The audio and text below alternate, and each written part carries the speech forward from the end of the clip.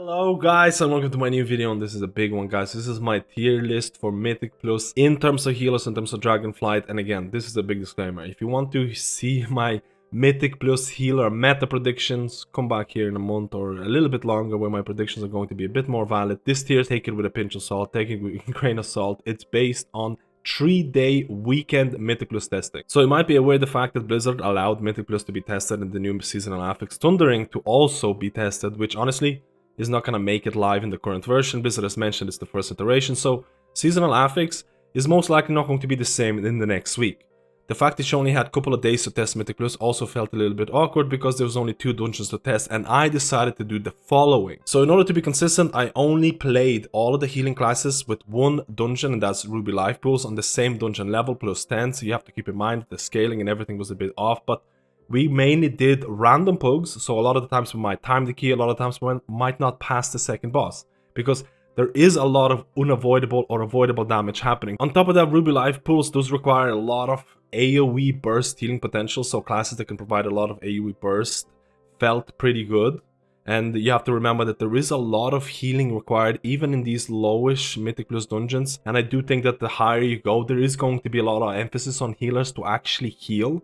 You can still do damage in the downtime, but there is a decent healing requirement. It's not uncommon to get like 20k plus overall healing at the end of the dungeon. And also it's important to note that there is a lot of ways to increase your item level. You're not scaled in these Mythic Plus dungeons. I did not use any crafted gear. I didn't use any gems. I only used the default gear with tier sets. So I did get to test out a lot of the tier sets, which are also changing in the next beta build. They're either going to get nerfed or buffed. So there's a lot of random variables, as you can see. I was also made aware of certain DPS flasks that you can use as a healer, and it provides a huge portion to your overall DPS, but I wanted to keep it consistent, so I didn't use the flask on any of the healers. And it's also important to note that throughout the weekend there was no way of getting good mana drinks outside of getting a mage and making your food. So a lot of the times you would do the full dungeon without actually having to sit down because the mana drinks were so bad. And this was actually a factor for a lot of healers who were struggling with mana because again, the seasonal affix does not give you mana and you have to do the whole dungeon without sitting, and certain healers had issues while others did not. So that came into my ranking, but keep in mind this is probably going to be solved with the new iteration of seasonal affix. And keep in mind, guys, it takes me ages to test, edit and create these videos, especially these ranking videos. So if you do like the content, please consider liking and subscribing. It really helps out the channel, and there is going to be a more prediction Mythic Plus meta videos coming out way closer to the release of the actual expansion. So let's go to the ranking, and this is my tier list, and you can see here S, A, B, C. What does it all mean? This is not a Mythic Plus meta prediction video. This is too early for that. This is purely based on my 3-day testing of Mythic Plus, doing random keys, and how easy it was with each healer to time a key or do a key. So I'm looking at how easy to achieve good HPS with certain healers, how can you do decent damage or passive damage, and I'm looking at certain class utility, but I'm not looking at all utility. Is it easy to get good HPS numbers? Is it easy to do random groups where there's a lot of avoidable damage happening? People are taking damage all the time where they shouldn't be. How easy it is for me to react to that.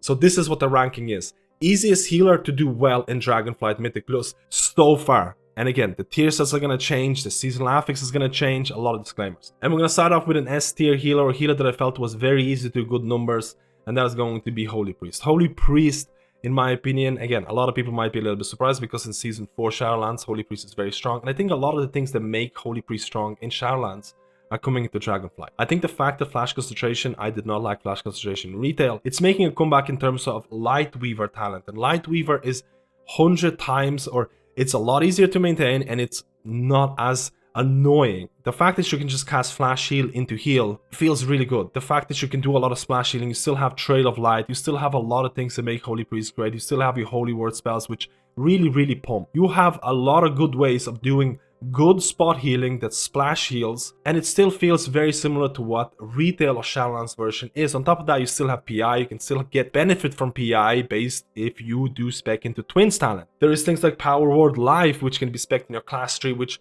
honestly felt insanely strong during really tough moments in terms of someone took unexpected damage, they dipped to 10%, and Powered Life might crit for 100k plus, and it felt really nice. So now Holy Priest is taking all the good things from Shadowlands. It has good spot healing, it has a better version of flash concentration with Lightweaver, it has a decent way of spreading your DPS with the Blaze talent, which means you can spread your Holy Fires on multiple targets and you can go back to healing and you're doing good healing and DPS at the same time. You have to consider the Holy Priest 4-set bonus is getting nerfed next week in the next beta build, so Holy Priest will probably go down a little bit because you had a pretty decent uptime of the 4-set bonus with the build that I was running. I even tried out using Prayer of Healing in terms of trying to cover AoE damage, but I didn't really need to because the fact that you have Flash Healing to heal, Lightweaver, you have Trail of Light, you have your Holy Word spell, Serenity Sanctify, it felt like your healing needs were covered and your emergency heal with Power Word Life was really strong. And the fact that I had 0 mana issues, like I didn't have to drink for the whole dungeon, I was like 90% mana, was actually kind of crazy. So I do think that Holy Priest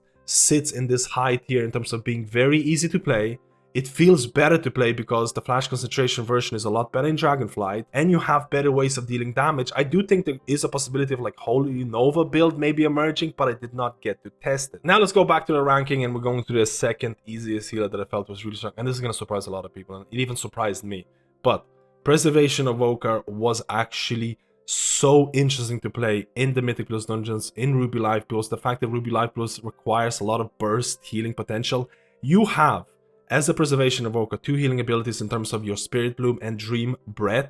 And these are your empowered abilities that do require a lot of channeling and they do have a cooldown. They have a Spirit Bloom has 20-second cooldown if you do spec into the cooldown reduction for Spirit Bloom in terms of talent nodes, and you have 35 seconds on Dream Breath. And these empowered abilities heal for an absolutely insane amount. The fact that the cooldown on them is relatively low and you can't proc echoes if you're not aware of the echoes, it's basically how Evoker heals in terms of it's kind of like atonements to some extent. And these empowered abilities, again, you have to channel them for a long time depending on how strong or how many targets you want to hit with it, and you cannot do it on the move. Hover can be used, or June, where you can cast a lot of other heals, but you cannot use your empowered abilities. So there is a caveat to using these empowered abilities properly. But if there's a lot of unexpected or expected AoE damage happening and you want to bring everyone to full, especially if you have a couple of echoes out there, the fact that you have these two abilities, they feel so strong. They almost feel, to some extent, they do feel like all the other healers have these 3-minute AoE abilities that they can use, again, every 3 minutes.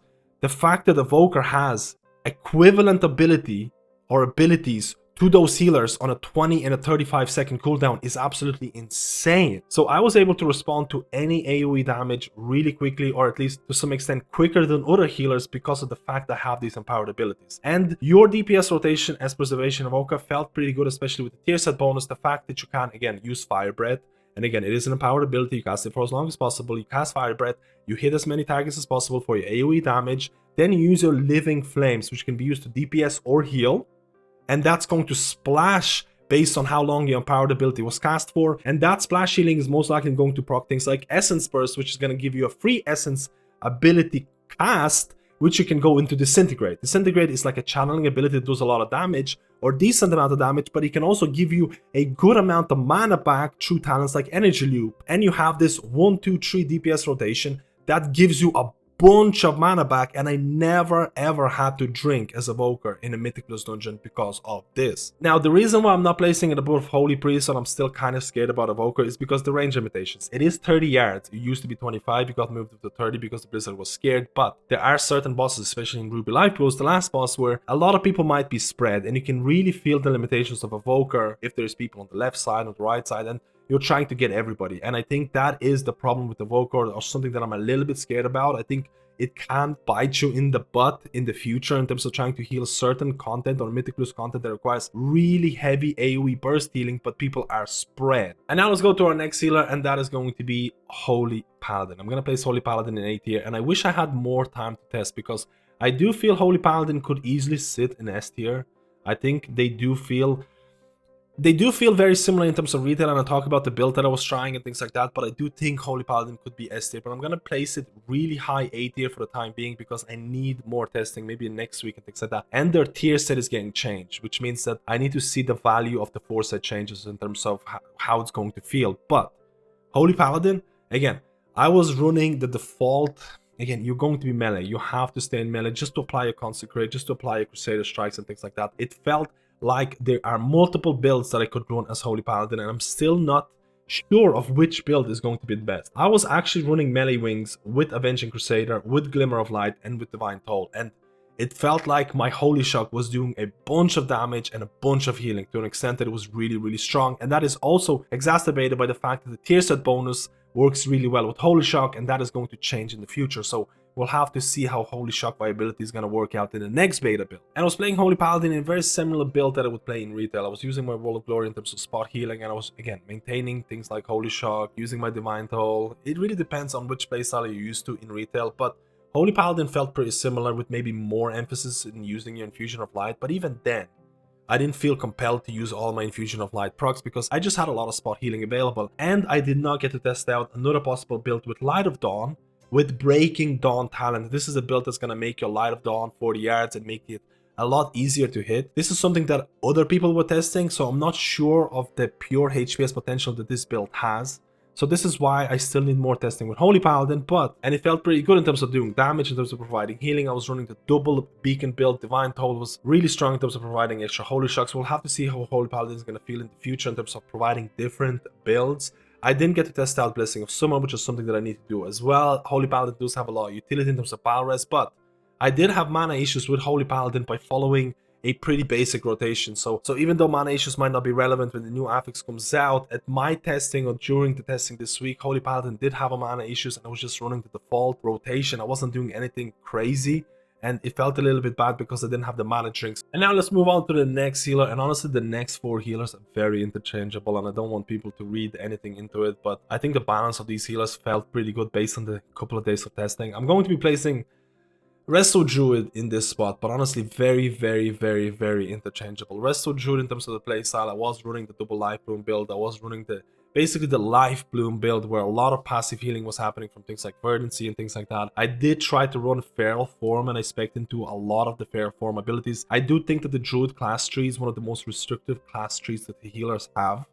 And I'm not sure if I really like that. So I was running Feral Form, I was trying to apply bleeds, dots and all of that. I was maintaining Life Bloom, and it was pretty easy. The HPS was good, the DPS was decent. I do think the fact that you don't have as much haste as you have in retail feels pretty bad in Dragonflight in terms of your GCDs, and everything feels a lot slower. So I do think at the start of a new expansion, the fact that you don't have as much haste is going to hit Resto a little bit more than other healers, because you just feel a lot better with lower GCDs and better or faster ways of applying your HOTS. I was also running the tier set bonus, which made your wild growth even more stronger. I also was running, again, there was a lot of passive healing from Life Bloom, and I think there's something to be said about Moonkin Form. I did not have enough time to test Moonkin Form. I was testing Feral Form most of the time because the class tree is very restrictive, but Moonkin Form with Convoke, with improved Convoke, could be interesting to do in Mythic Plus dungeons, especially with the fact that Star Surge is now instant cast and feels a lot less clunky, but that's maybe for next week testing. And in terms of mana consumption, Resto Druid felt pretty decent. You can pick up Innervate if you wish. Resto Druid actually has the highest potential for HPS based on the raid logs. You can see Resto Druid is actually pumping HPS, and it actually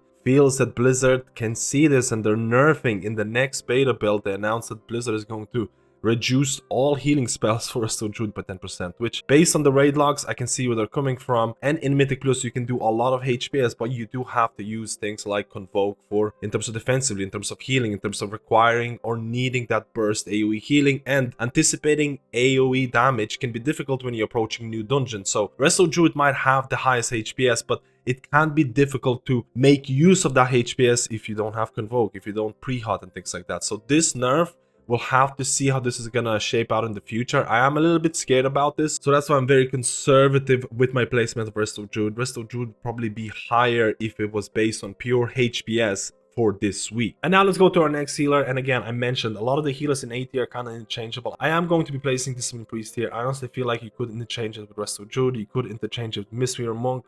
Again, don't read in too much into it. I feel the healer balance in terms of Pugs and Mythic Plus is pretty decent. Now, the reason I place Discipline Priest here is because there is a revamp for Discipline Priest. You are getting Renew, you are getting Flash Heal, and all of those abilities are applying atonements. So that's kind of interesting. You are getting Power Word Shield, which you always had, but now it has a cooldown associated with it. And I was running a pretty popular Mindbender build where Mindbender cooldown reduction also gets reduced by using your some of your default cookie cutter abilities, and I was using it because I wanted the mana back. I knew I could not drink mana throughout the dungeon, and I felt like it was pretty decent choice. And I can tell you that even though Discipline Priest is going through a decent revamp in terms of getting new abilities, everything felt somewhat similar. Again, it's going to depend on the talent build you're going to run. Maybe you're gonna have, again, Power of Life felt like an ability or something that's gonna save someone's life if someone was really in big trouble. But the biggest difference between Discipline Priest in retail and Dragonflight is the fact that you're getting a huge emphasis on shields. Power of Shield was a big chunk of my overall healing. That is also to do with the fact that your tier set bonus works with Power of Shield and making it stronger, which is also getting nerfed in the next build. But it felt very interesting, the fact that you can apply your atonements and things like that, but your Power of Shield was something that you really wanted to maintain. You wanted to put it as many people or people that get debuffs and they're going to die. Hey, put Power of Shield on them and they're going to be okay. So that's the best way I would explain Discipline Priest. I'm not the best Discipline Priest player. I didn't get to test it as much as I wanted to. There is a couple of other builds that I really wanted to experiment, but I couldn't. I did want to try Shadow Covenant, but I heard it's not that strong. Let me know if Shadow Covenant is something that I should try out next week. I do think that atonements should scale based on the dungeon size. I really believe that. I think there were certain situations where I was like, hey, I really need AoE healing and my atonement transfer is not doing as much as I wanted to. But this was kind of salvaged by the fact that your Power Word Shield was so strong and it would save someone from the brink of death. And this is the biggest difference that I felt. I think in the right hands, Discipline Priest could be very strong, and maybe there will be some builds that you can reduce the cooldown of Power Word Shield. There are talents and you can work with those. So I definitely would keep an eye on Discipline Priest in terms of how these shields are going to scale in the future. Let's go to our next healer, and it's going to be Mistweaver Monk. Honestly, Mistweaver could be here, Mistweaver could be here. Like, these three healers, they're so interchangeable, and it sounds really weird. Mistweaver, Discipline Priest, and Resto Druid, their playstyle is completely different from each other, but I felt a pretty similar difficulty when it comes to pugging Mythic Plus dungeons and meeting the HPS checks and doing passive damage and things like that. So, Mistweaver, what is changing with Mistweaver? What is interesting? I do think that the fact that you get instant Vivify every 10 seconds felt pretty nice. I was running the Phalanx Stomp build, I was running the Fist Weaving build, which I feel a lot of people are going to run in Mythic Plus, or at least when testing Mistweaver, because it's something new. I think Phalanx Stomp was really fun to play, but it did feel kind of awkward when I pressed Phalanx Stomp and the tank would move all the mobs away, and I would have to move with the tank, and I no longer fight on Phalanx Stomp. I can't get the resets, and it can feel a little bit awkward. You can waste it if you don't know what the tank is going to do it. I feel like you can cover a lot of the medium to low healing with just passive renew spreading, with casting Vivify. Vivify is going to splash heal. The fact that you have Ancient Teaching Monastery, and then you can use your Celestial depending on which you're running to cover those oh crap moments. And in the next build, Blizzard has mentioned there's going to be some significant nerfs and buffs to Mistweaver Monk. If you can see the list here, you can see Ancient Teachings, the range is going to be increased, which is honestly something that a lot of people wanted for a long time, and this is a boon for that Fist Weaving build. But you can also see that there is a significant reduction to Vivify healing, which will have or will need additional testing in the next build to see how that's going to affect both Mythic Plus and Raid healing. So it doesn't feel all that different from retail, if I'm being honest, but I do think that Instant Vivify, Phalanx Stomp makes it a lot more interesting. I did have a lot of mana issues with Mistweaver, and that is because I am way too trigger happy with Essence Font. Essence Font is insanely expensive, and I was always casting Essence Font in case people were taking damage. I was always trying to predict, or again, I was kind of scared with unpredictable damage. A lot of people were taking avoidable damage, and I was pressing Essence Font too much. So I had a lot of mana issues with Mistweaver, and that is probably the major downfall that I'm going to attribute to my misplay. But I also think other Mistweavers might have the same issues. Let me know if you test out Mistweaver and if you had mana issues. I'm not sure if some spells should be reduced in terms of mana consumption, but the overall DPS, the overall healing that you can provide as Mistweaver is very interesting and very decent. I think you can have a very good time as Mistweaver Monk in Mythic Plus in terms of random pugs, meeting AoE damage, especially if you can account for it. I think the playstyle is still somewhat similar, but I think there's a very different playstyle in raids, and I'm going to talk about that in the next video. But let me know if you had mana issues as Mistweaver in Mythic Plus in Dragonflight. And now let's move on to the last healer, and that is going to be Resto Shaman. And honestly, I had a really weird time in Resto Shaman, and I was about to place it in B tier.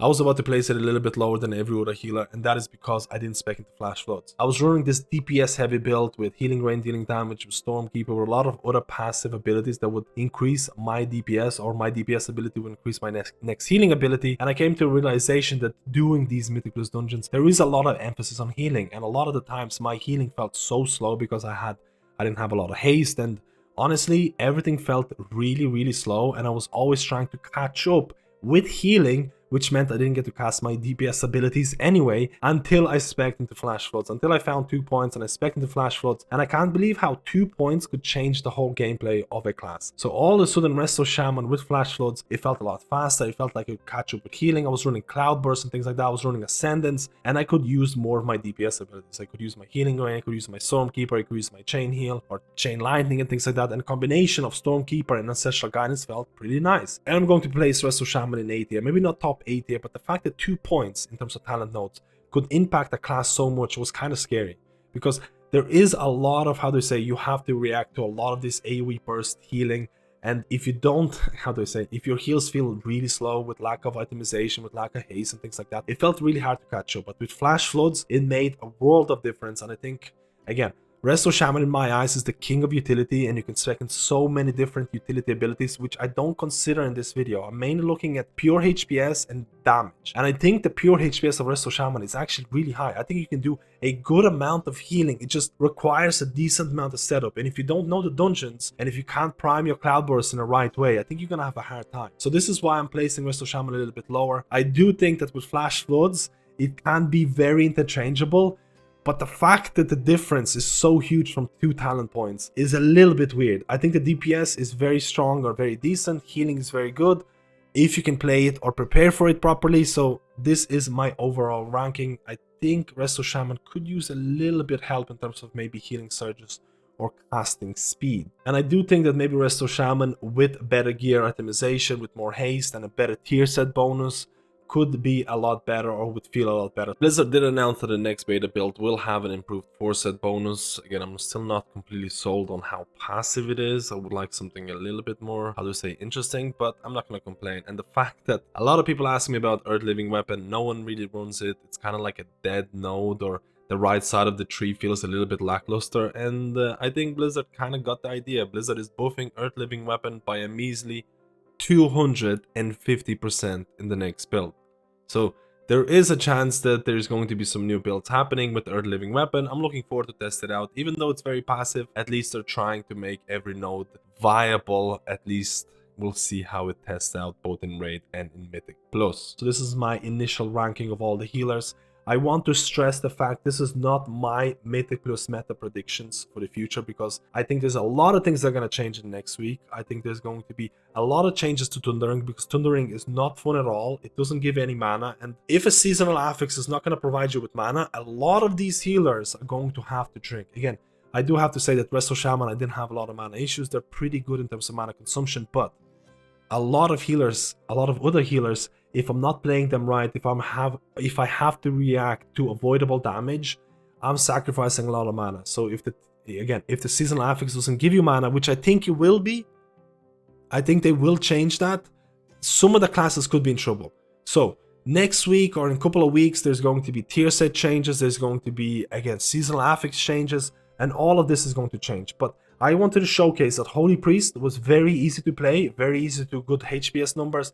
The DPS was very decent. Again, PI feels pretty strong. You don't have an interrupt and you don't have a lot of utility, but it doesn't feel that bad when your healing is that easy. Evoker was super surprising for me, because I felt empowered abilities were basically like every other healer has these 3-minute cooldowns, but Evoker has them on 20 and 35-second cooldown.